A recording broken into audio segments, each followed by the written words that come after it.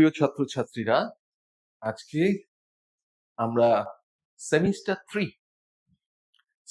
Three আমাদের unit 4 এ রয়েছে brief reference to the colonial past, অর্থাৎ ঔপনিবেশিক সময় সম্পর্কে ভারতবর্ষের। এবং এই চ্যাপ্টারে আমাদের 4 মার্কস অ্যালট করা রয়েছে, 4 নম্বর। সবচেয়ে সহজ বিষয় হলো যে এই চ্যাপ্টার থেকে কিন্তু 4 মার্কস অনায়াসে আমরা আমাদের ঝুলিতে ভরতে পারি এখন। এবং এটা সম্পর্কে আমরা হিস্ট্রি পড়েছি, ক্লাস 9-10 হিস্ট্রি পড়েছি, সেখান থেকে আমাদের একটা সম্যক ধারণা আছে। শুধু আঙ্গিকটা হয়তো একটু আলাদা, অর্থনীতির জায়গা থেকে বলবো।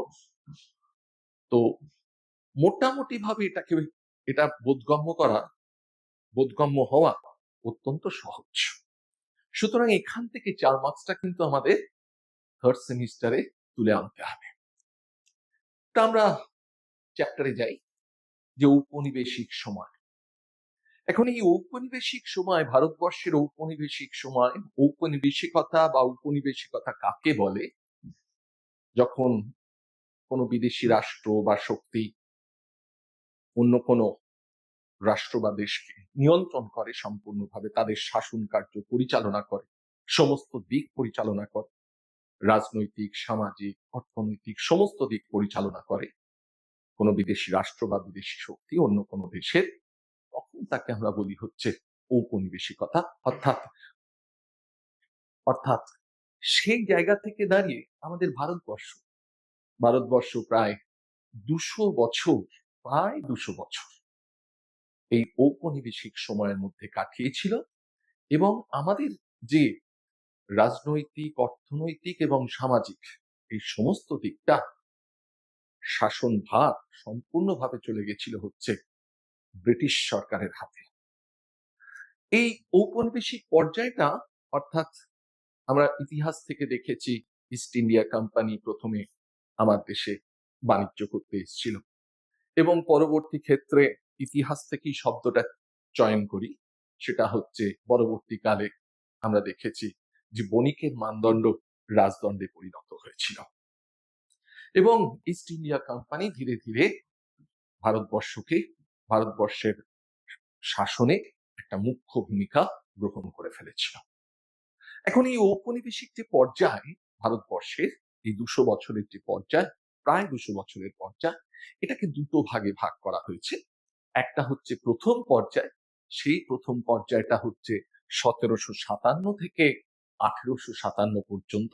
1857 সিপাহী বিদ্রোহ, তারপর মানে 1757 থেকে 1857 পরোক্ষভাবে ব্রিটিশ সরকার শাসন করছে ইস্ট ইন্ডিয়া কোম্পানির মধ্যে দিয়ে।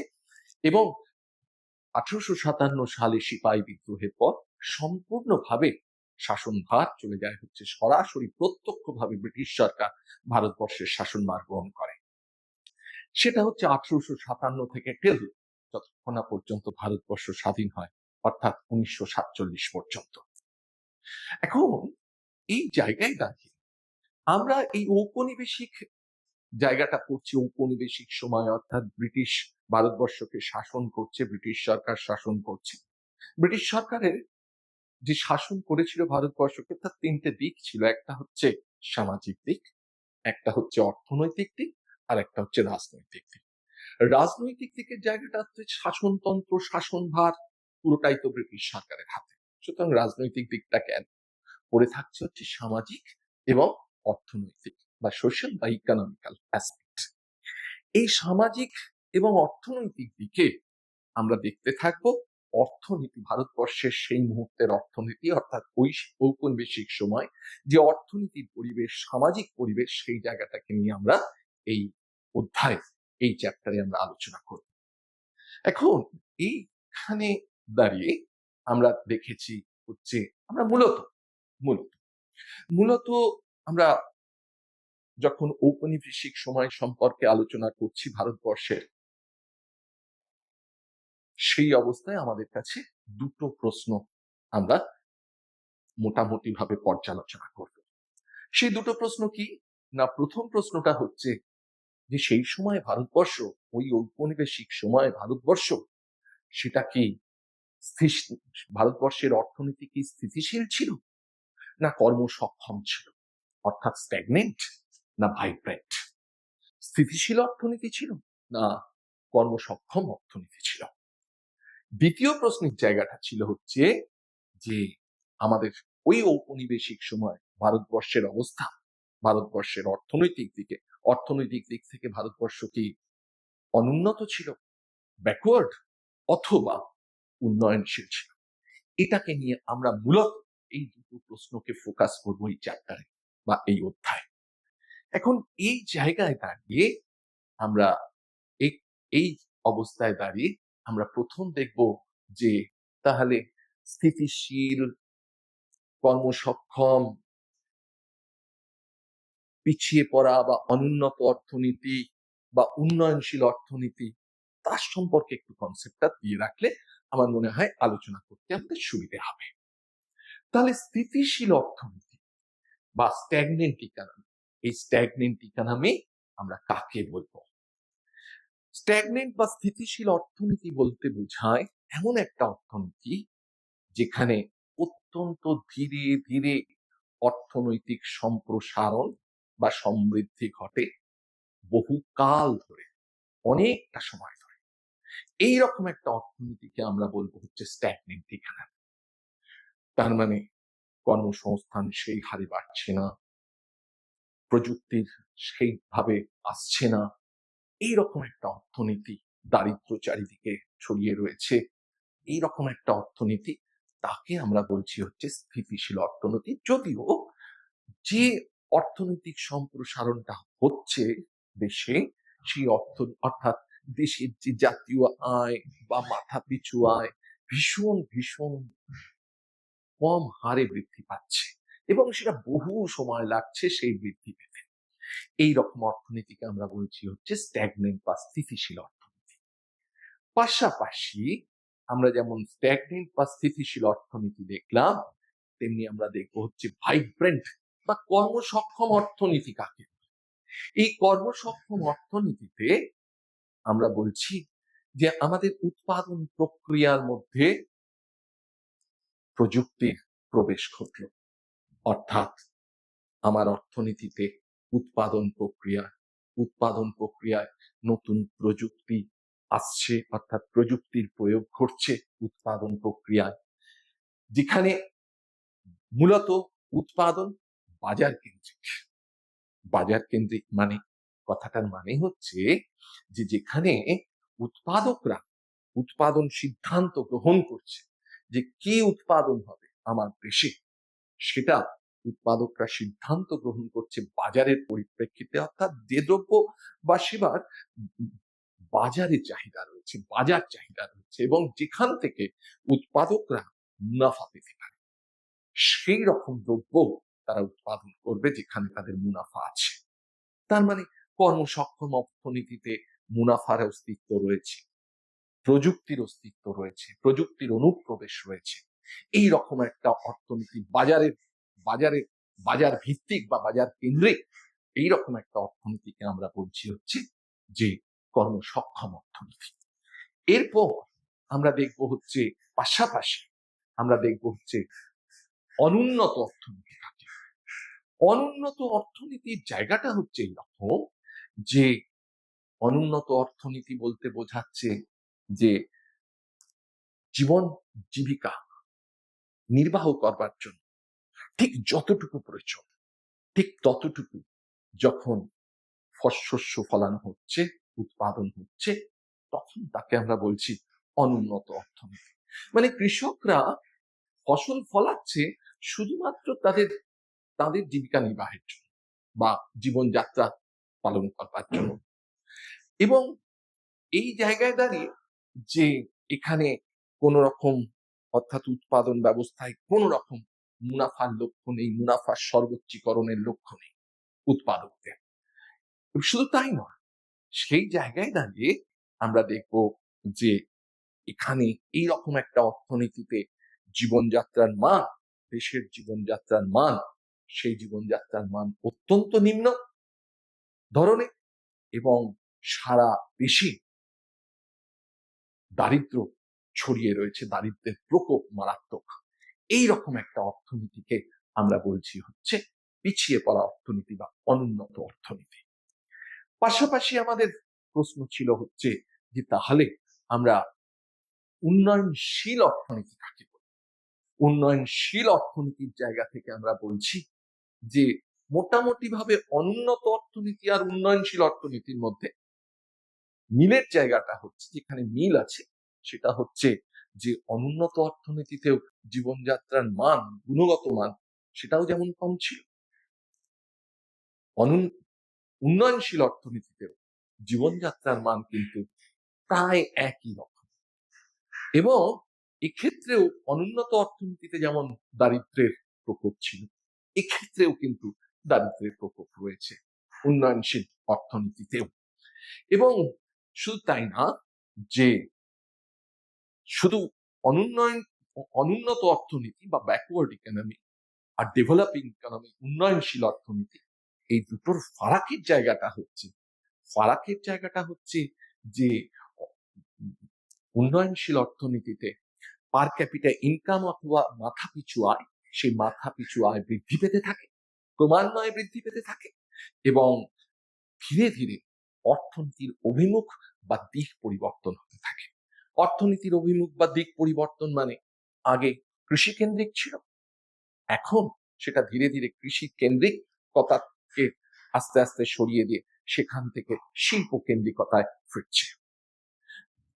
তাহলে আমরা মোটামুটি ভাবে 4 ধরনের অর্থনীতিকে দেখলাম। আমাদের যে ফোকাস ছিল এই চ্যাপ্টারের, সেই ফোকাসে দুটো কোশ্চেন ছিল যে আমাদের ঔপনিবেশিক সময় ব্রিটিশরা যখন ভারতবর্ষে রাজত্ব করছে, সেই সময় ভারতবর্ষের অর্থনীতি কি ধরনের, সেটাকে আলোচনা করতে গিয়ে আমরা প্রত্যেকটা বিভিন্ন ধরনের অর্থনীতিগুলোকে আমরা আলাদা আলাদা করে এস্টাবলিশ করেছি, উপস্থাপিত করেছি এখানে। নেক্সট, এই অবস্থায় দাঁড়িয়ে আমাদের প্রয়োজন হচ্ছে যে তাহলে এই যে ঔপনিবেশিক সময় আমরা যে বিভিন্ন ধরনের অর্থনীতি দেখলাম, তাহলে এই যে দুটো কোশ্চেন বা প্রশ্ন আমরা ঠেলে দিয়েছিলাম যে আমাদের ঔপনিবেশিক সময় ভারতবর্ষ পিছিয়ে পড়েছে না উন্নয়নশীল রয়েছে, নাকি স্থিতিশীল রয়েছে, নাকি নাকি নাকি কর্মসক্ষম রয়েছে, সেটার জন্য প্রয়োজন হচ্ছে, সেটাকে দেখবার জন্য প্রয়োজন হচ্ছে, এই প্রশ্নগুলোতে আলোকপাত করবার জন্য যেটা প্রয়োজন সেটা হচ্ছে আমাদের আমাদের দেশে সেই সময় ভারতবর্ষের বিভিন্ন যে ক্ষেত্রগুলো রয়েছে সেই ক্ষেত্রগুলোতে একটা থরো ইনভেস্টিগেশন দরকার, একটা পুঙ্খানুপুঙ্খ অনুসন্ধানের প্রয়োজন। এই পুঙ্খানুপুঙ্খ অনুসন্ধান কিসের উপর? বিভিন্ন ক্ষেত্রগুলো যেগুলো রয়েছে। প্রথম প্রশ্ন হচ্ছে যে কি কি ক্ষেত্র রয়েছে আমার দেশে বা ভারতবর্ষে সেই সময়। ক্ষেত্রগুলো হচ্ছে, এক হচ্ছে যে এগ্রিকালচারাল সেক্টর বা কৃষি ক্ষেত্র, দ্বিতীয় দ্বিতীয় হচ্ছে শিল্প ক্ষেত্র বা ইন্ডাস্ট্রিয়াল সেক্টর, তৃতীয় ক্ষেত্র হচ্ছে আমরা দেখব হচ্ছে যে তৃতীয় ক্ষেত্র হচ্ছে ফরেন ট্রেড বা বৈদেশিক বাণিজ্যের ক্ষেত্র। তার মানে এই ক্ষেত্রগুলোর ধারাবাহিকতা বা পারফরমেন্স, এগুলোকে নিয়ে যদি আলোচনা করতে পারি, দেখতে পারি, পর্যবেক্ষণ করতে পারি, অনুসন্ধান করতে পারি এদের অবস্থা, এই ক্ষেত্রগুলোর অবস্থা কেমন ছিল, তবেই কিন্তু আমরা ওই দুটো প্রশ্নের উত্তর দিতে পারবো। নেক্সট, আমাদের তাহলে এই জায়গায় দাঁড়িয়ে যে তিনটে ক্ষেত্র আমরা দেখলাম, সেই তিনটে ক্ষেত্র তো দেখলাম, সুতরাং তার পাশাপাশি প্রাসঙ্গিক যে প্রশ্নগুলো আসবে যে ওই সমস্ত ক্ষেত্রগুলোতে কি কি কি কি পরিবর্তন ঘটেছিল, অর্থাৎ পরিবর্তনের নির্দেশক কি কি ছিল, সেই পরিবর্তনের নির্দেশক হিসেবে আমাদের কাছে উপস্থাপিত আমরা দেখব হচ্ছে যে ওই আমার ভারতবর্ষের জনসংখ্যাগত বিন্যাস কিরকম, এজের দিক থেকে, বয়সের দিক থেকে, লিঙ্গর দিক থেকে আমরা দেখব হচ্ছে জনসংখ্যাগত বিন্যাস। আমরা দেখব হচ্ছে যে জীবিকার কাঠামো পাল্টাচ্ছে, কৃষি থেকে শিল্পে যাচ্ছে নাকি যাচ্ছে না, জীবিকার কাঠামো দেখব। দেখবো হচ্ছে যে আমাদের ওই ভারতবর্ষের ওই সময় ঔপনিবেশিক সময় আমরা দেখবো হচ্ছে ভারতবর্ষের অর্থনৈতিক এবং সামাজিক পরিকাঠামোকে অনুসন্ধান করব এবং সেখান থেকে আমরা একটা সিদ্ধান্তে আসতে পারবো ওই দুটো প্রশ্নতে যে আমার উপনিবেশিক সময় আমার দেশ ব্যাকওয়ার্ড ছিল, অনুন্নত ছিল, না উন্নয়নশীল ছিল, নাকি নাকি স্থিতিশীল ছিল, নাকি কর্মসক্ষম ছিল। এর উপর ভিত্তি করে আমরা আমাদের কাছে আমরা প্রথম যে তিনটে ক্ষেত্রকে নিয়ে বিশ্লেষণ করতে যাচ্ছি তার প্রথম ক্ষেত্র ছিল আমরা বলেছি এগ্রিকালচারাল সেক্টর বা কৃষি ক্ষেত্র। তাহলে ওই ঔপনিবেশিক সময় কৃষি ক্ষেত্রে কি কি বৈশিষ্ট্য আমরা দেখতে পেয়েছিলাম? কৃষিক্ষেত্রে যে প্রথম বৈশিষ্ট্য দেখতে পেয়েছি সেটা হচ্ছে লো প্রোডাক্টিভিটি বা স্বল্প উৎপাদনশীলতা দেখতে পেয়েছি। সেই সময় ঔপনিবেশিক সময় আমরা দেখতে পেয়েছি যে ক্যাশ ক্রপস ফার্মিং বা নগদ শস্যের চাষ। আমরা দেখতে পেয়েছি যে রেভিনিউ সিস্টেম কি ছিল, রাজস্ব নীতি কি ছিল, কিরকম ছিল রাজস্ব নীতি।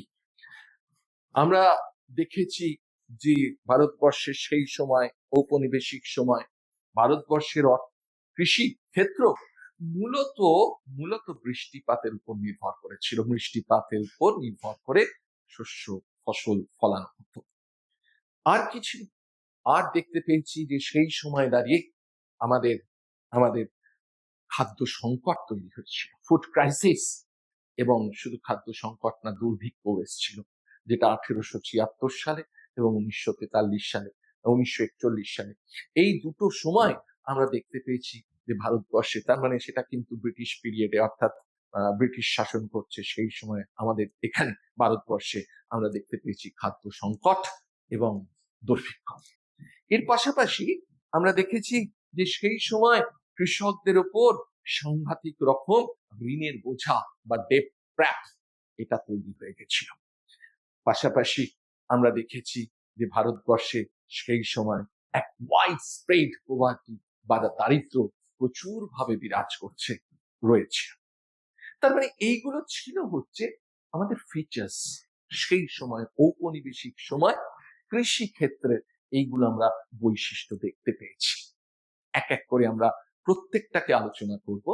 প্রত্যেকটাকে আলোচনা করতে গিয়ে আমরা প্রথম দেখব যে কোন কোন কারণগুলোর জন্য ঔপনিবেশিক সময়, কোন কোন কারণগুলোর জন্য আমরা যে বললাম লো প্রোডাক্টিভিটি, স্বল্প উৎপাদনশীলতা, আমরা বললাম ডিপেন্ডেন্সি অন মনসুন, বৃষ্টিপাতের উপর নির্ভরশীলতা, ফেমিন বা ফুড ক্রাইসিস বা দুর্ভিক্ষ বা খাদ্য সংকট, এইগুলোর কারণ কি, কি জন্যে এগুলো হয়েছিল ব্রিটিশ পিরিয়ডে, সেই সম্পর্কে আমরা একটা ধারণা দেওয়ার চেষ্টা করব। প্রথম যে জায়গাটা দেখব লো প্রোডাক্টিভিটি, স্বল্প উৎপাদনশীলতা। আমি স্বল্প উৎপাদনশীলতা মানে প্রতি একর জমিতে যে পরিমাণ উৎপাদন হওয়ার কথা, প্রতি একর জমিতে যে পরিমাণ উৎপাদন হওয়ার কথা তার থেকে উৎপাদন কম হতো। কেন কেন আমরা আলোচনা করব। দ্বিতীয় দেখব হচ্ছে ট্র্যাডিশনাল প্রোডাকশন প্রসেস বা প্রথা সিদ্ধ উৎপাদন পদ্ধতি। প্রথা সিদ্ধ উৎপাদন পদ্ধতি বলতে কি বুঝি না, ব্রিটিশ পিরিয়ডে সেই সময় কৃষকরা, আমরা দেখেছি যে কৃষকদের কাছে কোনো প্রযুক্তি নেই, কৃষকরা চাষ আবাদ করছে এবং তারা মূলত সেই প্রথাগত পদ্ধতি, অর্থাৎ লাঙল, গরু, বলদ, এই দিয়েই শুধুমাত্র উৎপাদন প্রক্রিয়া চলছে। ফলে নিবিড় শস্য চাষ, সেই নিবিড় শস্য চাষ কিন্তু হচ্ছে না। ফলে যে পরিমাণ উৎপাদন হতে পারতো আমার দেশে, ফসল ফলতে পারতো আমার দেশে, সেই পরিমাণ ফসল ফলছে না। 3 নম্বর আমরা দেখছি হচ্ছে যে এক্সপ্লয়েটেড ল্যান্ড টেনেন্ট সিস্টেম, মানে শোষণমূলক রাজস্ব নীতি। এই শোষণমূলক রাজস্ব নীতির জায়গাটা কিরকম না, না ব্রিটিশ সরকার, মধ্যেখানে দাঁড়িয়ে রয়েছে জমিদার, আর তার পাশে দাঁড়িয়ে রয়েছে প্রজা বা কৃষক। ব্রিটিশ সরকার জমিদারদের থেকে কর আদায় করত, জমিদাররা তাদের প্রজাদের বা কৃষকদের কাছ থেকে কর আদায় করত। দেখা যেত যে জমিদার, সেই সময় আমরা দেখেছি যে আমাদের ভারতবর্ষে জমিদারি প্রথা ছিল, আমাদের ভারতবর্ষে রায়তারি প্রথা ছিল, আমাদের ভারতবর্ষে মহালয়ারি প্রথা ছিল। এই তিনটে প্রথার মধ্যে দিয়ে আমাদের জমিদাররা করত কি, বিশেষত জমিদার না বা রায়ত, তারা করত কি, তারা বাঘ মহালয়ারির ক্ষেত্রেও একই, তারা তারা করত কি যে গ্রামীণ প্রজা বা কৃষক তাদের কাছ থেকে উচ্চ হারে কর আদায় করত। এই উচ্চ হারে করের একটা অংশ জমিদারদের জমিদারদের কাছে আসার পর তার একটা অংশ যেতে হচ্ছে জমিদাররা কর হিসেবে ব্রিটিশ সরকারকে দিত। তবে ব্রিটিশ সরকারের রাজস্ব নীতিটা ছিল এইরকম। প্রশ্ন হচ্ছে, এই জমিদাররা যে কৃষকদের উপর যে কর চাপাতো, দেখা যেত যে কৃষকদের আয়ের প্রায় 50 থেকে 60% তাদের জমিদারকে দিয়ে দিতে হতো কর হিসেবে। ফলে কৃষকরা ভীষণভাবে নিষ্পেষিত হচ্ছিল, ভীষণভাবে শোষিত হচ্ছিল। তাই এক্সপ্লয়েটেড ল্যান্ড টেনেন্ট সিস্টেম, অর্থাৎ রাজস্ব নীতির, শোষণমূলক রাজস্ব নীতি সেই মুহূর্তে ভারতবর্ষে বিরাজ করছিল। নেক্সট আমরা দেখবো হচ্ছে যে হাই লেভেল অফ ভালনারেবিলিটি বা উচ্চ উচ্চ মাত্রায় দুর্বলতা। উচ্চ মাত্রায় দুর্বলতা কোথায়? উচ্চ মাত্রায় দুর্বলতা হচ্ছে কৃষকদের হাতে বীজ নেই, প্রযুক্তি নেই, বীজ নেই, প্রযুক্তি নেই, রাসায়নিক সার নেই, কাঁচা কীটনাশক নেই। এই অবস্থায় কৃষকরা চাষ করছে শুধু লাঙল গরু বলদের উপর নির্ভর করে। এখন প্রশ্ন হচ্ছে যে এই অবস্থায় যদি কোনো সময় দুর্ভিক্ষ হয়, যদি কোনো সময় খরা হয়, যদি কোনো সময় বন্যা হয়, তাহলে খরা এবং বন্যা মোকাবিলা করবার জন্য ব্রিটিশ সরকার কোনো রকম বন্দোবস্ত করে। ফলে ফলে একটা সাংঘাতিক রকমের দুর্বলতা আমরা ভারতীয় কৃষি ব্যবস্থায় সেই মুহূর্তে দেখতে পেয়েছিলাম।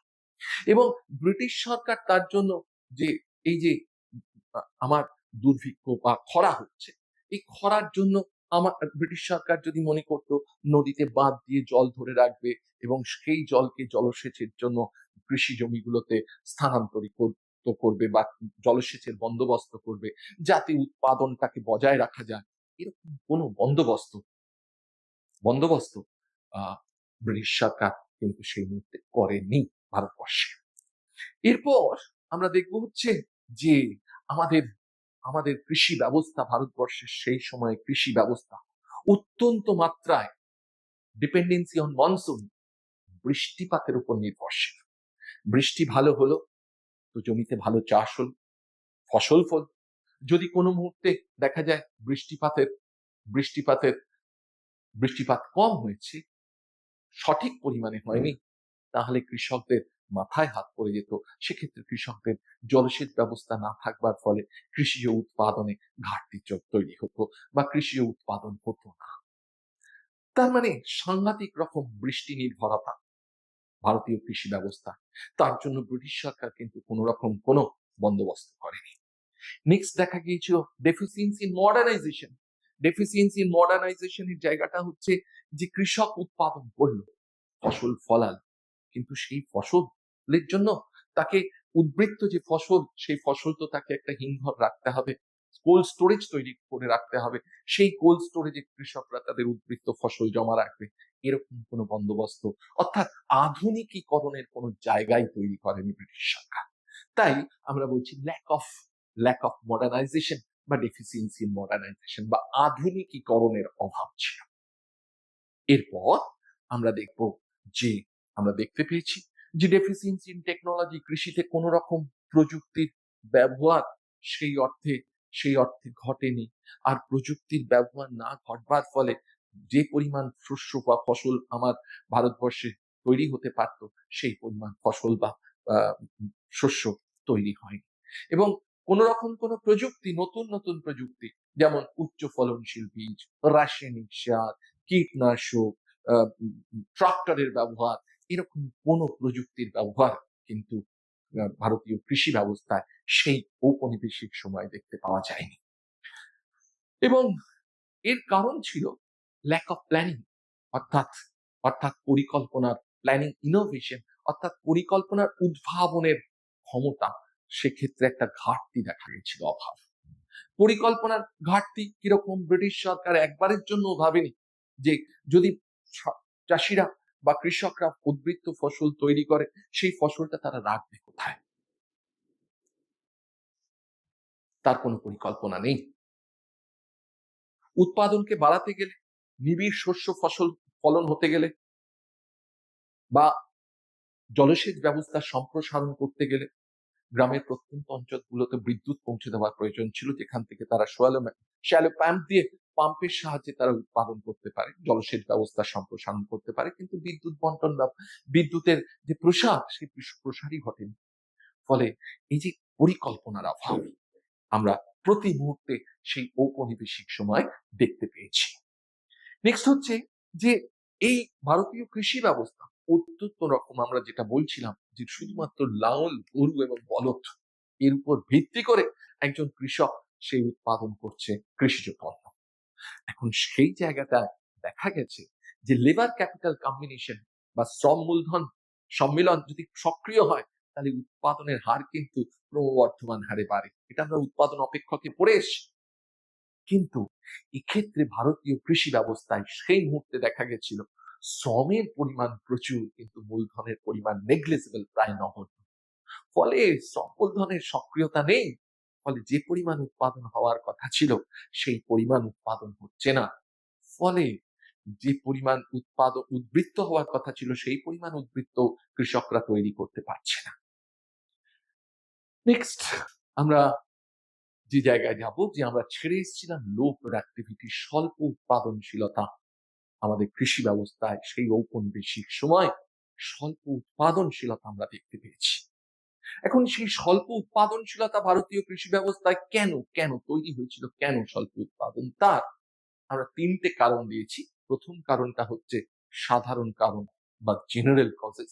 সেই জেনারেল কজেস এর মধ্যে রেখেছি সোশ্যাল এনভায়রনমেন্ট বা সামাজিক পরিবেশ। এই সামাজিক পরিবেশ হচ্ছে কৃষকরা, তাদের হাতে যে আয় আসছে, অর্থ আছে, সেই অর্থ দিয়ে তারা বিভিন্ন, এক নম্বর কথা হচ্ছে সেই মুহূর্তে অশিক্ষা, কুসংস্কার প্রচন্ড মাত্রায় ভারতবর্ষের সমাজে, এবং অশিক্ষা কুসংস্কার থাকবার ফলে বিভিন্ন ধরনের আচার বিচার তৈরি। এই বিভিন্ন ধরনের আচার বিচার পালন করবার জন্য কৃষকরা তাদের অর্থ সেখানে ব্যয় করত। ফলে যে অর্থটা তারা বিনিয়োগ করতে পারত তাদের নিজের জমিতে, সেই অর্থ তারা ওই আচার বিচার কুসংস্কারে ব্যয় করে ফেলত। ফলে ঘটনা হচ্ছে যে পরিমাণ উৎপাদন হতে পারত কৃষিতে, সেই পরিমাণ উৎপাদন হয়নি। নেক্সট হচ্ছে যে পপুলেশন প্রেশার, জনসংখ্যা বাড়ছে ধীরে ধীরে, সময়ের সঙ্গে সঙ্গে জনসংখ্যা বেড়েছে। জনসংখ্যা বৃদ্ধির সঙ্গে সঙ্গে সমস্যা হচ্ছে যে একর প্রতি জনসংখ্যা পরিমাণ, জনসংখ্যার পরিমাণ বেড়ে গেছে। ফলে মাথা পিছু জমির পরিমাণ কমেছে। তার মানে মাথা পিছু জমির পরিমাণ যদি কমে, তাই গড় উৎপাদনও কমে গেছে। তাই কৃষিতে স্বল্প উৎপাদনশীলতা তৈরি হয়েছে। নেক্সট আমরা দেখব হচ্ছে ইনঅ্যাডিকুয়েট ইনফ্রাস্ট্রাকচার বা অপর্যাপ্ত পরিকাঠামো।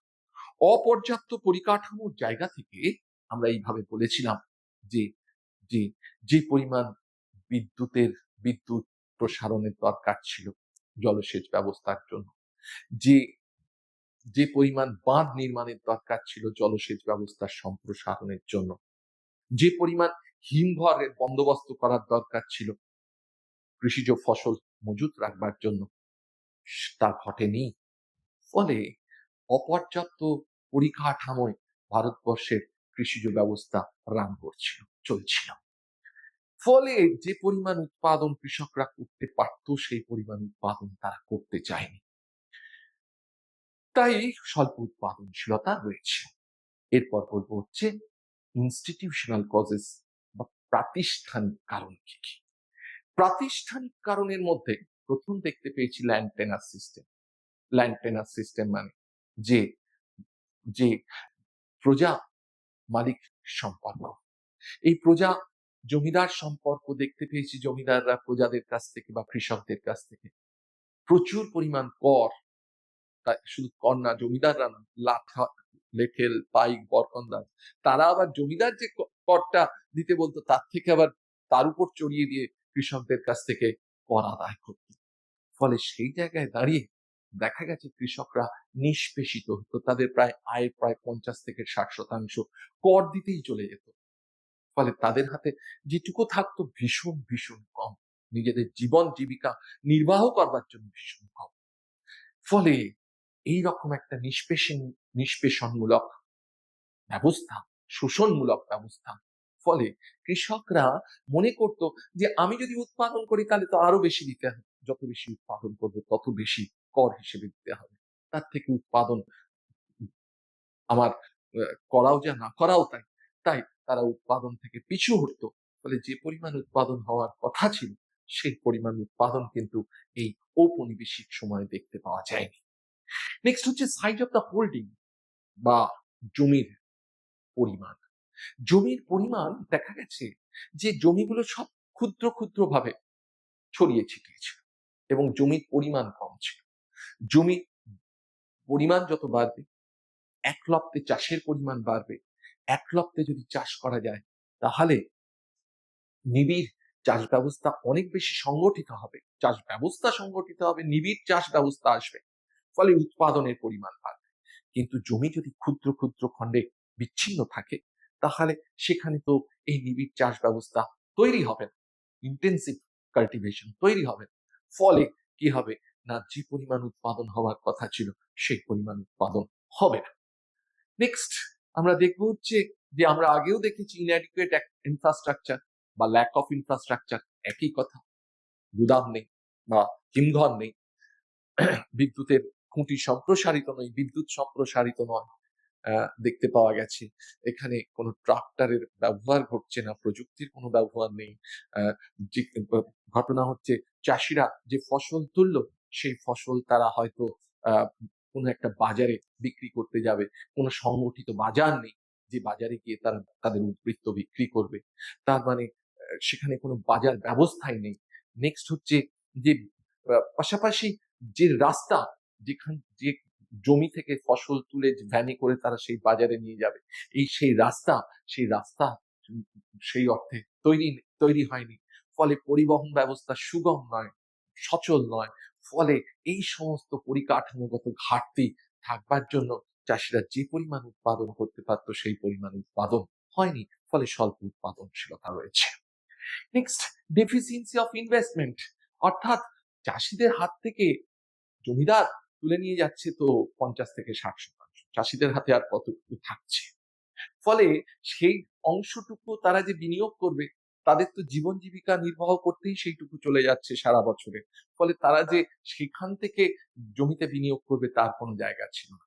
জমিদাররাও কোনো চাষের উন্নতির জন্য কোনো বিনিয়োগ করেনি এবং ব্রিটিশ গভর্নমেন্ট সে তো নিজেই চাষের জন্য কোন রকম কোনো বিনিয়োগ করেনি। বিনিয়োগ বলতে বোঝায় যদি একটা হিমঘর তৈরি করতে পারত, যদি একটা বাঁধ, নদীতে এক বাঁধ দিতে পারত, বাঁধ দিয়ে জলাধার তৈরি করে সেই জলাধার শুখা মরশুমে সেই জলাধার থেকে জল জমিগুলোতে যদি দিতে পারত, তাহলে এই যে বিনিয়োগগুলো যদি করতো তাহলে হয়তো উৎপাদন ব্যবস্থা, কৃষি উৎপাদন বাড়ত। কিন্তু ঔপনিবেশিক সরকারের, ঔপনিবেশিক সময় ব্রিটিশ সরকারের এরকম কোন রকম কোনো উদ্দেশ্য দেখতে পাওয়া যায়নি।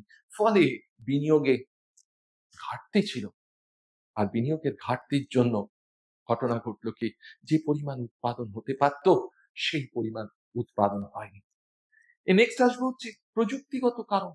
প্রযুক্তিগত কারণের জন্যও কিন্তু ভারতীয় কৃষি ব্যবস্থায় দেখা গেছে স্বল্প উৎপাদনশীলতা। এই প্রযুক্তিগত কারণের মধ্যে আমরা পেয়েছিলাম ট্র্যাডিশনাল টেকনিক, অর্থাৎ সেই প্রথাগত পদ্ধতি, লাঙল, গরু, বলদ ব্যবহার হচ্ছে, ট্রাক্টরের কোনো ব্যবহার নেই, নতুন প্রযুক্তির কোনো ব্যবহার নেই, কীটনাশক, রাসায়নিক সার, উন্নত বীজ এর কোনো প্রয়োগ নেই। ফলে সেই প্রথাসিদ্ধ পদ্ধতিতে যতটুকু উৎপাদন করা যায় জমিতে ততটুকু উৎপাদন হচ্ছে। ফলে উৎপাদন যে পরিমাণ বাড়ার কথা ছিল, বৃদ্ধি পাওয়ার কথা ছিল, সেই পরিমাণ বৃদ্ধি পায়নি। এর সঙ্গে থাকছে হচ্ছে ইনঅ্যাডিকুয়েট ইরিগেশন বা অপর্যাপ্ত জলসেচ ব্যবস্থা। সেটা তো আমরা অলরেডি আলোচনা করেছি। তাহলে এই গেল হচ্ছে, তার মানে এগুলো ছিল হচ্ছে কারণ, এর সঙ্গে আরো কিছু কারণ আমরা জুড়বো। সেটা হচ্ছে যে ফ্র্যাগমেন্টেড অফ ল্যান্ড, অর্থাৎ কৃষকদের নিজের জমি একটা হয়তো এখানে আর একটা হয়তো প্রায় প্রায় 1 কিলোমিটার দূরে, ফলে বিভিন্ন জায়গায় বিচ্ছিন্ন অবস্থায় ছড়িয়ে ছিটিয়ে ছিল। ফলে যে জমিতে সে চাষ করছে সেখান থেকে গিয়ে আর একটা জমিতে চাষ করা বা আর একটা জমিতে চাষ করা তার পক্ষে খুব দুরূহ হয়ে উঠছে। ফলে ওগুলো যদি একসঙ্গে থাকতো তাহলে একসঙ্গে ফসল ফলাতে পারতো, কিন্তু একটা জমিতে চাষ করবার ফলে বাকি জমিগুলোর ফসল ফলানো যাচ্ছে না। ফলে যে পরিমাণ উৎপাদন হতে পারতো সেই পরিমাণ উৎপাদন হচ্ছে না। ফলে স্বল্প উৎপাদনশীলতা আসছে বা কৃষিতে উৎপাদনের ঘাটতি তৈরি হচ্ছে। নেক্সট নেক্সট হচ্ছে যে ল অফ হেরিডিটি বা উত্তরাধিকারের যে নিয়ম। উত্তরাধিকারের নিয়ম মানে আমার জমি আমার সন্ততির মধ্যে ছড়িয়ে পড়ছে। আমার জমি, আমার যদি 5 জন সন্তান থাকে, সেই 5 জন সন্তানের মধ্যে আমার ওই নির্দিষ্ট জমিটা বিভাজিত হচ্ছে। বিভাজিত হওয়ার ফলে সেখানে তারা প্রত্যেকে নিজের জমিতে বাউন্ডারি দিচ্ছে, আল দিচ্ছে, ফলে জমির পরিমাণ নষ্ট হচ্ছে। জমির পরিমাণ নষ্ট হওয়ার ফলে সেখানে যে পরিমাণ উৎপাদন হতে পারত সেই পরিমাণ উৎপাদন হচ্ছে না। ফলে জমি ফলে কৃষিতে কৃষিতে উৎপাদনের পরিমাণ কমছে।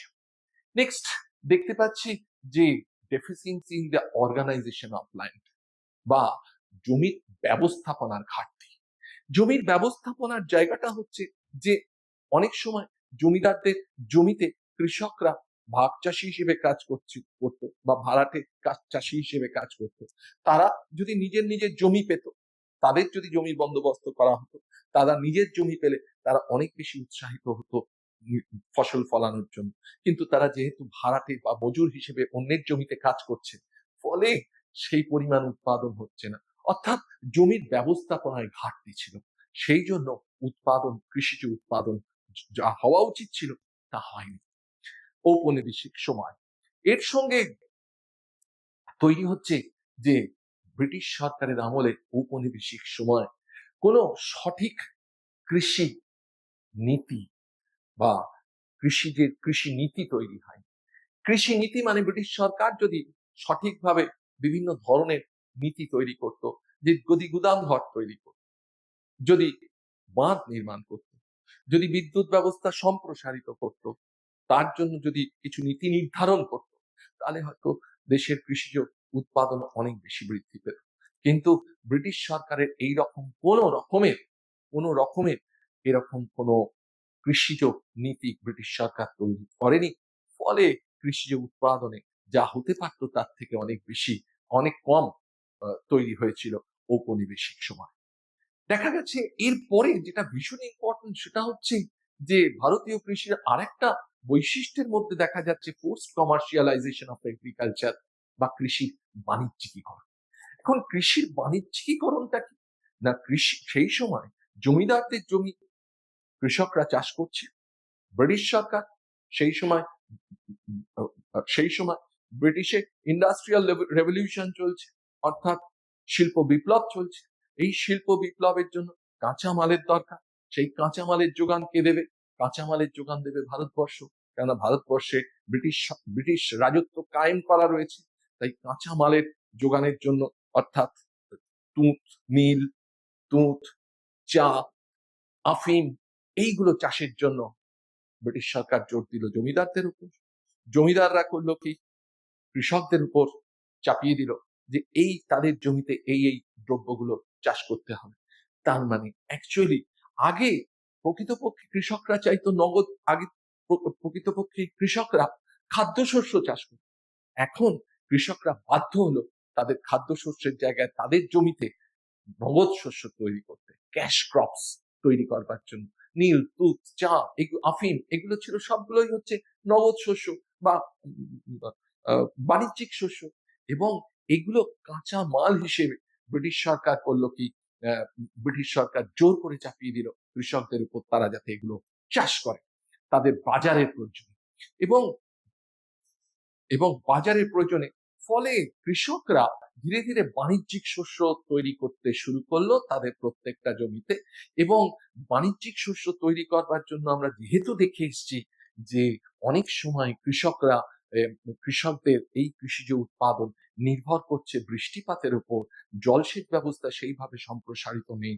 ফলে কোনো সময় যদি দেখা যেত শুখা মরশুম, ফলে সেক্ষেত্রে কৃষক হয়তো বাণিজ্যিক শস্য চাষ করতে গিয়ে দেখলো যে বাণিজ্যিক শস্য চাষ করতে গিয়েছিল, বাণিজ্যিক শস্য চাষ করতে গিয়ে সে হয়তো গ্রামীণ মহাজনের কাছ থেকে, মানি লেন্ডার্সদের কাছ থেকে ধার করেছিল অর্থ, লাঙল বলদ কিনবার জন্য। সেই লাঙল বলদ কিনবার জন্য যেটা অর্থটা ধার করেছিল, যেহেতু ওই শুখা মরশুমে সঠিকভাবে বৃষ্টিপাত হলো না, বৃষ্টিপাত প্রাকৃতিক যে সমস্যা, সেই প্রাকৃতিক সমস্যার জন্য ঘটনা হচ্ছে যে কৃষক তার জমিতে শস্য ফলাতে পারলো না। যদি শস্য ফলাতে না পারে তাহলে সে সেটা বিক্রিও করতে পারলো না।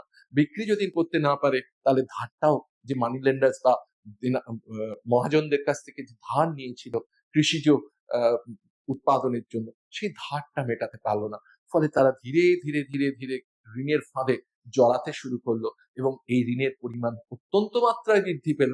একটা সময় কৃষক তার জমিকে অন্যের কাছে বেচে দিতে বাধ্য হলো। ফলে ফলে আহ, ফলে আমরা কৃষিতে তার মানে দেখতে পাচ্ছি এক বিপুল পরিমাণ কৃষকরা ঋণগ্রস্ত হতে শুরু করলো। তাহলে কৃষি সম্পর্কে আমরা খুব একটা ভালো কথা বলতে পারিনি ঔপনিবেশিক সময়। যা যা দেখতে পেয়েছি যে স্বল্প উৎপাদনশীলতা, আমরা দেখেছি যে এই শুখা বা মরশুমে বা যদি বৃষ্টিপাত না হতো, যেহেতু কৃষি ব্যবস্থা বৃষ্টিপাত নির্ভর ছিল জলসেচের জন্য, তাই যদি বৃষ্টিপাত না হতো তাহলে দুর্ভিক্ষ বা খরা তৈরি হতো। দুর্ভিক্ষ এবং খরা তৈরি হওয়ার ফলে খাদ্য সংকট তৈরি হতো। খাদ্য সংকট তৈরি হওয়ার ফলে দেশে একটা বিপুল পরিমাণ আহ, দারিদ্র্য যেমন বিরাজ করত, তেমনি আবার এই ধার দেনা ঋণের তরফ থেকেও দেখতে পাচ্ছি একটা বিপুল পরিমাণ বোঝা কৃষকদের উপর এসে পড়েছিল। ফলে সেই সময় ঔপনিবেশিক সময় ভারতের কৃষি ব্যবস্থাকে আমরা সচ্ছল বলতে পারলাম না। নেক্সট আমরা দেখবো হচ্ছে যে আমরা তিনটে ক্ষেত্রকে দেখবো, আলোচনা করব বলেছি। একটা গেল কৃষি ক্ষেত্র, দ্বিতীয় হচ্ছে শিল্পক্ষেত্র। এই শিল্পক্ষেত্রে সেই সময় ব্রিটিশ পিরিয়ডে বা ঔপনিবেশিক সময় কি কি শিল্প সেই সময় আমরা দেখতে পাই। সেই সময় আমরা দেখতে পাই হচ্ছে হচ্ছে আমাদের দেশে বিভিন্ন ধরনের হস্তশিল্প ছিল, ক্ষুদ্র এবং কুটির শিল্প ছিল। আমাদের দেশে, ভারতবর্ষে সেই সময় ছিল হচ্ছে গার্মেন্ট ইন্ডাস্ট্রি বা বস্ত্র শিল্প। কলোনিয়াল পিরিয়ডের আগে এই সমস্ত শিল্পগুলোতে আমাদের দেশ কিন্তু সমৃদ্ধশালী ছিল। এবং আমাদের দেশে ছিল হচ্ছে কটন ইন্ডাস্ট্রি, তুলো শিল্প। আমাদের আমাদের দেশে আমরা দেখতে পাই যে সেই সময় জুট ইন্ডাস্ট্রি বা পাট শিল্প ব্রিটিশ পিরিয়ডেও দেখতে পেয়েছি। ব্রিটিশ পিরিয়ডেও শেষের দিকে কিছু আয়রন এবং স্টিল ইন্ডাস্ট্রি বা লৌহ ইস্পাত শিল্প গড়ে উঠেছিল। এবং পাশাপাশি পাশাপাশি আমরা দেখেছি যে সেই সময় চামড়া শিল্পর খুব আমাদের ভারতবর্ষে একটা বিরাজ করত, ছিল চামড়া শিল্প। এইগুলো ছিল মোটামুটি ব্রিটিশ সময়ের যে সমস্ত শিল্পগুলো। প্রশ্ন হচ্ছে যে এই জায়গায় দাঁড়িয়ে আমাদের জায়গাটা হচ্ছে যে আমাদের এই ভারতীয় শিল্প, সেই ভারতীয় শিল্প ঔপনিবেশিক সময় কি দেখতে পেলাম। ঔপনিবেশিক সময় ভারতবর্ষে প্রথম যেটা দেখতে গেলাম সেটা হচ্ছে আমাদের যে প্রথাগত হ্যান্ডিক্রাফটস বা হস্তশিল্প ছিল, বা স্মল স্কেল ইন্ডাস্ট্রি বা কুটির শিল্পগুলো ছিল, সেই হস্তশিল্প এবং কুটির শিল্প প্রায় ধ্বংস হয়ে গেছিল, ধ্বংস সাধন হয়েছিল। এবং শুধু তাই না, এবং আমরা দেখতে পেয়েছিলাম ওই ব্রিটিশ কলোনিয়াল পিরিয়ডে বা ঔপনিবেশিক সময় কিছু কিছু আধুনিক শিল্প ধীরে ধীরে অত্যন্ত অল্প মাত্রায় হলেও তার একটা প্রচ্ছায়া আমরা দেখেছিলাম। ব্রিটিশ পিরিয়ডে কিছু আধুনিক শিল্প মাথা তুলেছিল। মাথা তুলেছিল মানে সর্বোচ্চ মাথা তোলেনি, জাস্ট মাথা তুলেছিল। এখন প্রশ্ন হচ্ছে, এই যে আমাদের যে হস্তশিল্প, ভারতবর্ষের যে হস্তশিল্প এবং কুটির শিল্প, যেটা ট্র্যাডিশনাল বহুদিন ধরে রয়েছে, ছিল, মানে ঔপনিবেশিক সময়ের আগে থেকে, সেই হস্তশিল্প ব্রিটিশ পিরিয়ডে কিভাবে ধ্বংসপ্রাপ্ত হলো, কেন হলো, কি জন্য হলো, সেটাকে আমরা দেখব। আমাদের তার মানে আমরা দেখব হচ্ছে causes of decay of handicrafts, কেন হস্তশিল্প হারিয়ে গেল, ধ্বংস হলো। প্রশ্ন হচ্ছে যে প্রথম জায়গাটা হচ্ছে, তার প্রথম কারণ হচ্ছে যে বৈষম্যমূলক শুল্ক নীতি বা discriminating tariff policy of the state. বৈষম্যমূলক শিল্পনীতি কিরকম না, সেই সময় ঠিক ঔপনিবেশিক সময় ব্রিটিশ পিরিয়ডে ভারতবর্ষকে ব্রিটিশ সরকার শাসন করছে। সেই সময় ব্রিটেনে শিল্প বিপ্লব তৈরি হয়েছে। একেবারে ব্রিটিশ পিরিয়ডের সময়, ভারতবর্ষের ব্রিটিশ পিরিয়ডের সময় ব্রিটেনে শিল্প বিপ্লব তৈরি হয়েছে, এবং এই শিল্প বিপ্লবের অর্থাৎ ব্রিটেনের শিল্পর প্রসারের জন্য কাঁচা মালের প্রয়োজন ব্রিটিশদের, বা তার জন্য তারা এই কাঁচা মালের সোর্স হিসেবে বা কাঁচা মালের উৎস হিসেবে ভারতবর্ষকে খুঁজে পেয়েছিল।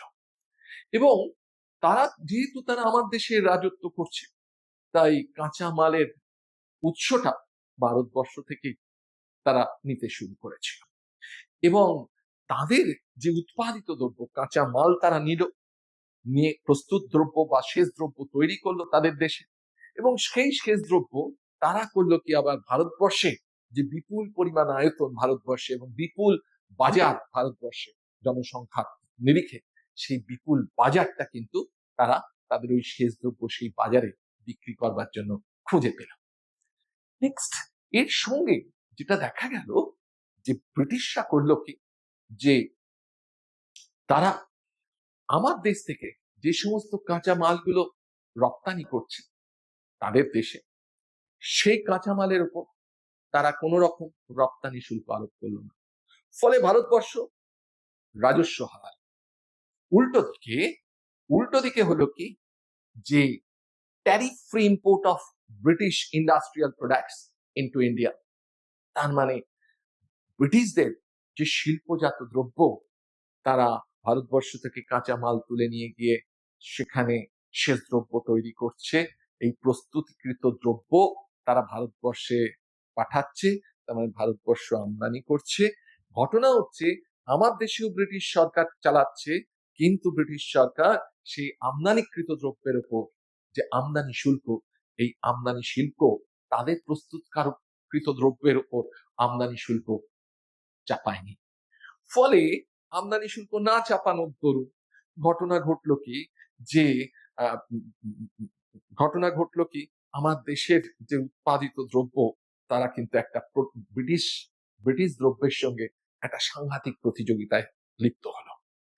এবং শুধু তাই না, দেখতে পাওয়া গেল যে আমাদের যে ট্র্যাডিশনাল শিল্প, প্রথাগত যে শিল্প রয়েছে, সেই হস্তশিল্প, সেই হস্তজাত শিল্প, সেই হস্তজাত শিল্প যখন বিদেশে রপ্তানি করা হচ্ছে, তখন তার উপর শুল্ক চাপিয়ে দেওয়া হচ্ছে বিশাল মাত্রায়, যাতে সেই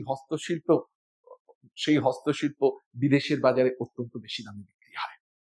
ফলে আমার দেশের হস্তশিল্প ধ্বংসের মুখে পতিত হচ্ছে।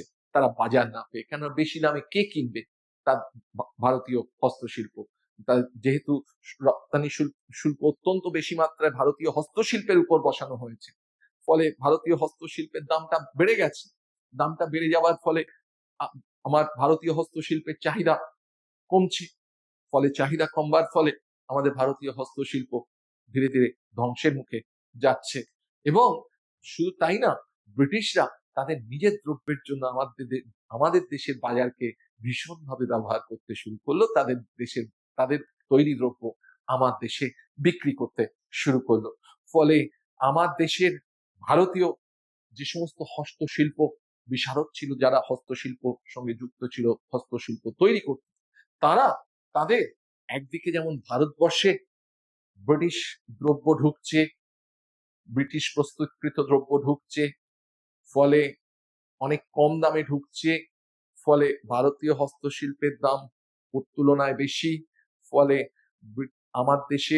আমার দেশের হস্তশিল্প প্রস্তুত জাত দ্রব্য যেগুলো, সেই দ্রব্যগুলো তারা তাদের একদিকে যেমন আভ্যন্তরীণ বাজার হারাচ্ছে, উল্টো দিকে পাশাপাশি তারা বিদেশি বাজারও হারাচ্ছে, যেহেতু বিদেশে তাদের উপর ওই উৎপাদিত আমাদের দেশের হস্তশিল্পের উপর রপ্তানি শুল্ক অত্যন্ত বেশি মাত্রায় আরোপ করা হয়েছে। তাহলে এই কারণের জন্য, এই বৈষম্যমূলক শুল্ক নীতির জন্য আমার দেশের হস্তশিল্প হারিয়ে যেতে শুরু করেছিল। এর পাশাপাশি আমরা দেখব হচ্ছে যে, যেহেতু হস্তশিল্প, যারা আমার দেশের হস্তশিল্পের সঙ্গে জড়িত, তারা যেহেতু বাজার পাচ্ছে না, এক দেশীয় বাজার পাচ্ছে, দুই বিদেশীয় বাজার পাচ্ছে না, ফলে তারা যে বিনিয়োগ করবে নতুন করে, আমার ওই হস্তশিল্পে নতুন করে আরো বিনিয়োগ করবে, সেই বিনিয়োগ বন্ধ হয়ে গেল। ফলে বন্ধ হয়ে যাবার ফলে আমার দেশের হস্তশিল্প তার বাজার হারালো, ধ্বংসের মুখে পতিত হলো। এর পাশাপাশি আমরা তার মানে প্রথম দেখলাম কেন ভারতীয় হস্তশিল্প হারিয়ে গেছে। আরেকটা কারণ, একটা দিয়েছি হচ্ছে বৈষম্যমূলক শুল্ক নীতি, দ্বিতীয় বলছি যে যে যে আগেকার কালের যে রাজ দরবার ছিল, সেই রাজ দরবারের অবলুপ্তি। রাজ দরবার বলতে আগে ব্রিটিশ শাসনের পূর্বে ভারতবর্ষের রাজা ছিল, সম্রাট ছিল, নবাব ছিল, এরা রাজত্ব করত দেশের বিভিন্ন অংশে, এবং এবং এরা এরা করত কি, এই সমস্ত সম্রাট, রাজা, নবাব তারা তাদের নিজের নিজের জায়গায় যে সমস্ত হস্তশিল্পগুলো ছিল, সেই হস্তশিল্পে তারা তারা অনুপ্রাণিত করত, কেননা তাদের যে শাসন ব্যবস্থায় তাদের অঞ্চলের মধ্যে উৎপাদিত দ্রব্য তারা যত বাইরের কাছে নিয়ে যেতে পারবে, সেই রাজা বা নবাব বা সম্রাট তার দাম তত, আন্তর্জাতিক খ্যাতি তত বাড়বে। তাই তারা সেই সমস্ত শিল্পে অনুপ্রেরণা দিত তৈরি করবার জন্য। কিন্তু ঘটনা হচ্ছে, ব্রিটিশ শাসন আসার ফলে ওই সমস্ত রাজ দরবার, অর্থাৎ নবাব রইল না, রাজা রইল না, সম্রাট বলে কিছু রইল না, ব্রিটিশ শাসন ভারতবর্ষে তৈরি হয়েছে। ফলে ব্রিটিশ শাসনের জন্য এই সমস্ত রাজ দরবারের অবলুপ্তি ঘটেছে। এই রাজ দরবারের অবলুপ্তি ঘটবার ফলে যে দেশের প্রত্যেকটা রাজা যেমন দেশের নিজের নিজের হস্তশিল্পগুলোকে নিজের নিজের রাজ্যের বা দেশের হস্তশিল্পগুলোকে অনুপ্রেরণা দিত, সেই অনুপ্রেরণার জায়গাটা হারিয়ে গেল। ফলে ভারতীয় হস্তশিল্প ধ্বংসের মুখে পতিত হলো। এর পাশাপাশি আমরা দেখব হচ্ছে যে আর কি কি কারণের জন্য হয়েছিল, সেটা হচ্ছে যে competition from machine made products, অর্থাৎ মেশিন দিয়ে প্রস্তুতকৃত দ্রব্যের সঙ্গে প্রতিযোগিতা।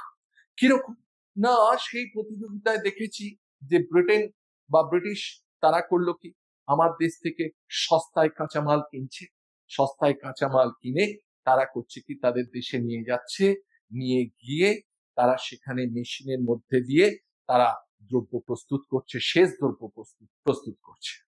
ফলে শেষ দ্রব্য প্রস্তুত করবার ফলে তাদের দ্রব্যের মেশিন দিয়ে যেহেতু তৈরি হয়েছে, তাই সেই সমস্ত দ্রব্যের গুণগত মান অনেক ভালো।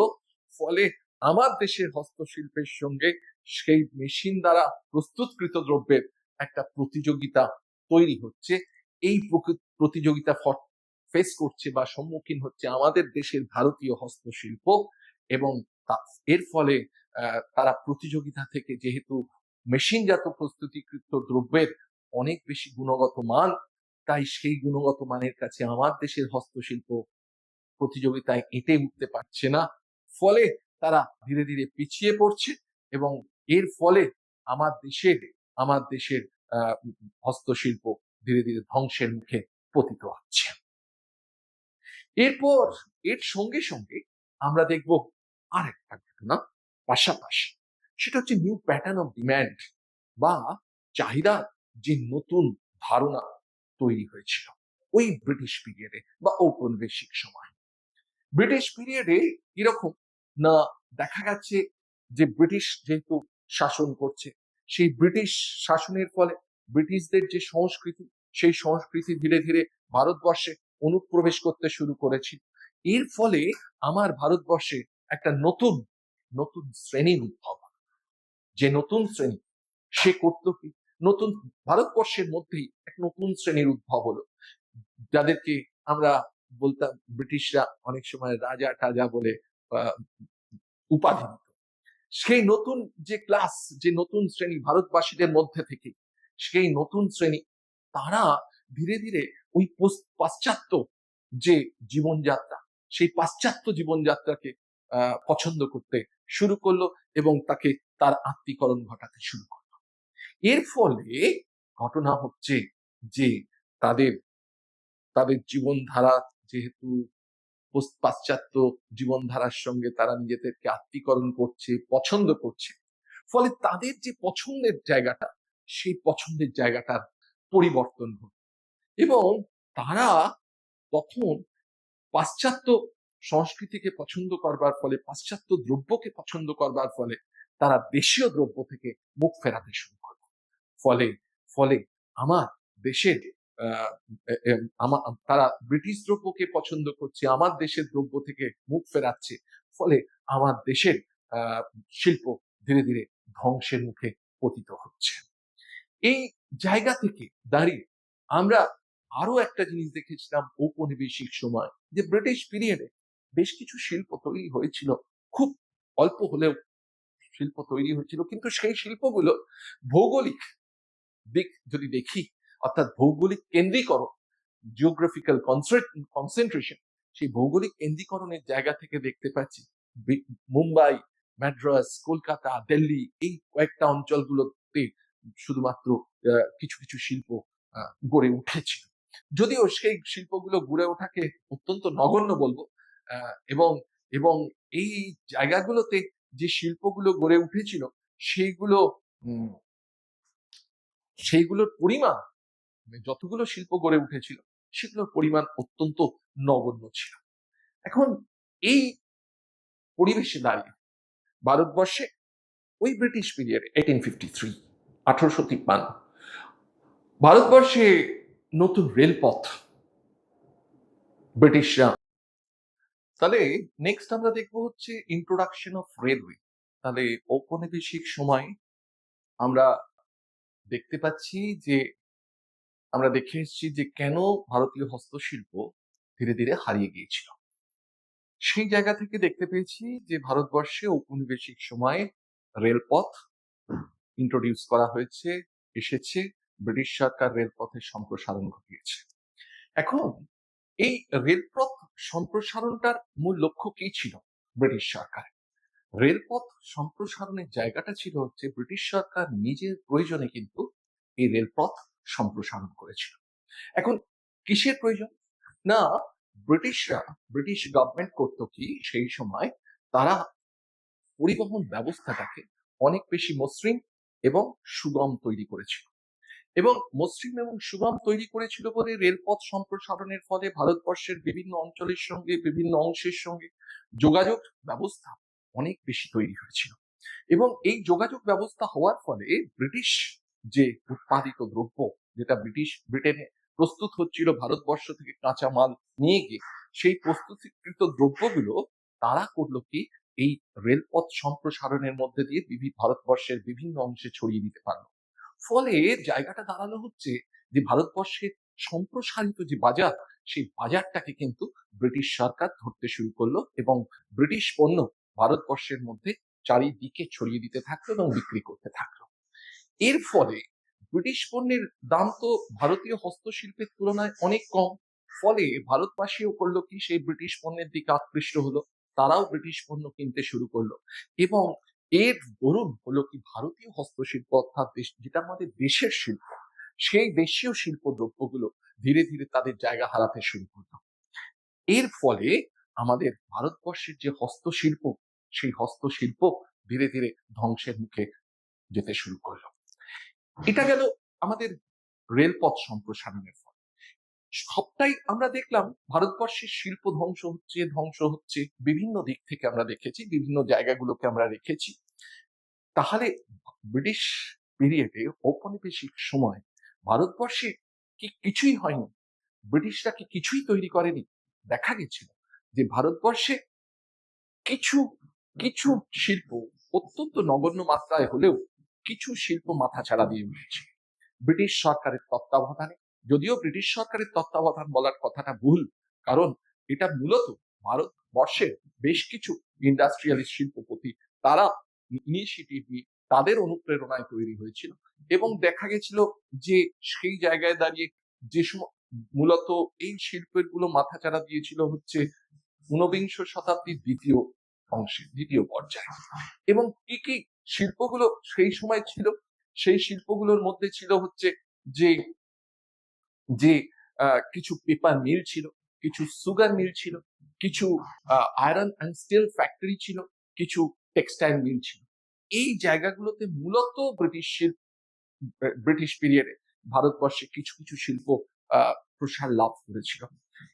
এবং এই পুরো শিল্প গুলো যেগুলো তৈরি হয়েছিল, যেটুকু শিল্প মাথাছাড়া দিয়ে উঠেছিল, সেই শিল্পগুলো মূলত ভারতবর্ষের অর্থনীতিতে যে পরিবর্তনটা এসেছিল শিল্পর ক্ষেত্রে, সেটা মূলত তৈরি হয়েছিল যে ওয়ার্ল্ড ওয়ার 1 এবং ওয়ার্ল্ড ওয়ার 2, দ্বিতীয় বিশ্বযুদ্ধ এবং প্রথম বিশ্বযুদ্ধকে সামনে রেখে। এই দুটো বিশ্বযুদ্ধের ফলে ভারতবর্ষের এই গুটি কয়েক নগণ্য শিল্প মাথা চাড়া দিয়ে উঠেছিল। এবং সেক্ষেত্রে ব্রিটিশ রাজের গুরুত্ব বা ব্রিটিশ রাজের যে শিল্প ক্ষেত্রে প্রসার, সেই শিল্পক্ষেত্রের প্রসার কিন্তু সম্পূর্ণভাবে পরিলক্ষিত করা যায়নি, অর্থাৎ দেখতে পাওয়া যায়নি। তাহলে এই গেল হচ্ছে আমাদের এটা গেল হচ্ছে ব্রিটিশ পিরিয়ডের জায়গা। এবং সেক্ষেত্রে আমরা দেখতে পাচ্ছি যে ব্রিটিশ শিল্প হিসেবে কিছু রেলের সম্প্রসারণ ঘটেছে, কিছু পাওয়ার জেনারেশন বা শক্তি সম্প্রসারণ ঘটেছে, কিছু বন্দর তৈরি হয়েছে এবং কিছু যোগাযোগ ব্যবস্থা তৈরি হয়েছে। কোনো রকম কোনো মূলধনী শিল্প তৈরি হয়নি, যে মূলধনী শিল্পগুলো প্রয়োজন ছিল ভবিষ্যতের উৎপাদন ধারাকে অব্যাহত রাখবার জন্য, আরো নতুন নতুন উৎপাদন তৈরি হওয়ার জন্য। এই রকম কোন মূলধনী শিল্প কিন্তু সেই সময় ভারতবর্ষের ঔপনিবেশিক সময় কিন্তু তৈরি হয়নি। এই মোটামুটি ভাবে আমরা দেখতে পেলাম আমাদের এই পুরো জায়গাটা।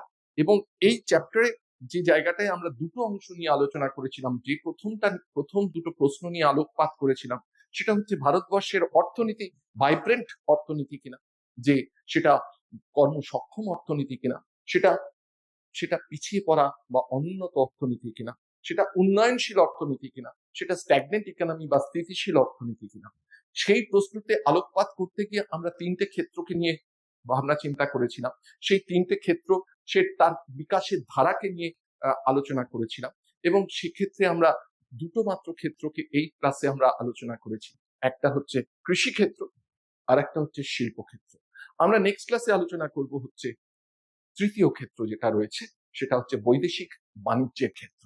এবং এই বৈদেশিক বাণিজ্যের ক্ষেত্রের সঙ্গে আমরা আলোচনা করব হচ্ছে দাদাভাই নওরোজির সম্পদ নিষ্কাশন তত্ত্ব, এবং তার সঙ্গে দেখব যে ব্রিটিশ ঔপনিবেশিকের সময় আমাদের দেশে কি কি সুবিধে এবং কি কি অসুবিধে তৈরি হয়েছিল।